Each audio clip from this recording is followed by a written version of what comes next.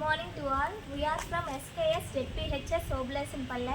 Today we are going to perform a short film on the role in youth of biodiversity conservation, directed by Siva sir. And my name is Bhavyasri. I am studying 10th class.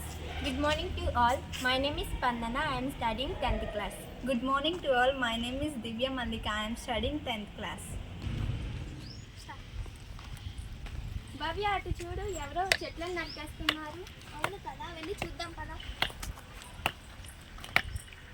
మీరెందుకు అలా చెట్లను నరికేస్తున్నారు? నేను ఈ చెట్లను నరికి దీని నుంచి వచ్చే కలపను అమ్ముకొని డబ్బును సంపాదిస్తాను. ఇదే నా జీవనోపాధి. అలా చెట్లను నరగడం చాలా తప్పు. చెట్లను నరకడం వల్ల చాలా ప్రమాదాలు కూడా ఉన్నాయి. చెట్లను నరకడం వల్ల భూమండలం వేడెక్కుతుంది, వర్షాలు కూడా సరిగ్గా పడవు, వరదలు వస్తాయి, కరువు ప్రాంతాలు ఏర్పడతాయి. చెట్లే ఆధారంగా బతుకుతున్న పక్షులకు నివాసం కూడా ఉండదు. జీవ వైవిధ్యానికి కూడా ఎన్నో హాని కలుగుతుంది.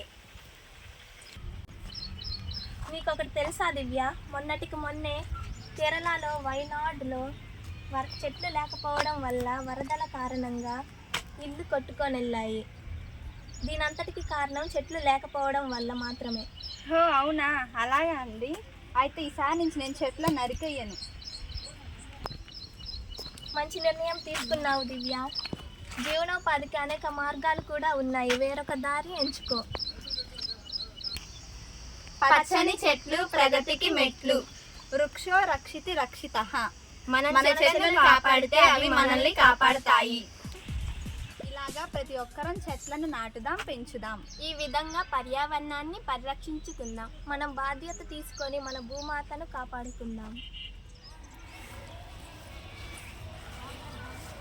ఏంటి తను స్పందనలా ఉంది? పాములు చంపుతుంది.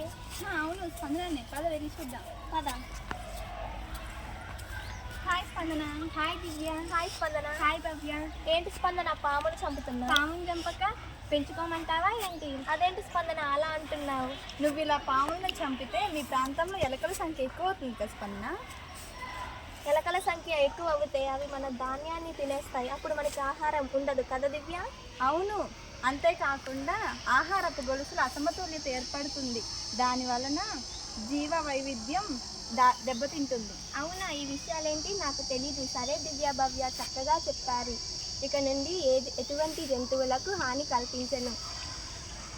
ఈ భూమి మీద ప్రతి ఒక్క జీవరాశికి జీవించే హక్కు ఉంది. కాబట్టి ఏ జీవికి జీవహింస చేయరాదు. ఈ విధంగా జీవ వైవిధ్యాన్ని కాపాడాలి.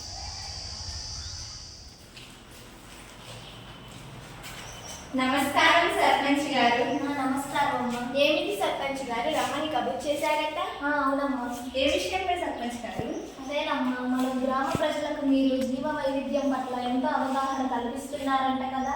దానికి నాకు చాలా సంతోషంగా ఉంది. అందుకే మిమ్మల్ని ప్రశంసా పత్రాలు అందిద్దామని పిలిపించాను. అవునా సర్పంచ్ గారు? అవునమ్మా, తీసుకోండి. ధన్యవాదాలు సర్పంచ్ గారు. ధన్యవాదాలు సర్పంచ్ గారు.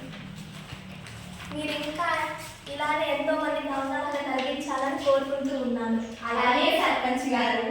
ఇక వెళ్తాను. సరే. ఈ షార్ట్ ఫిల్మ్ని చూశారు కదా, అందరూ చెట్లను నరికేస్తున్నారు, జీవరాశుల్ని హింసిస్తున్నారు.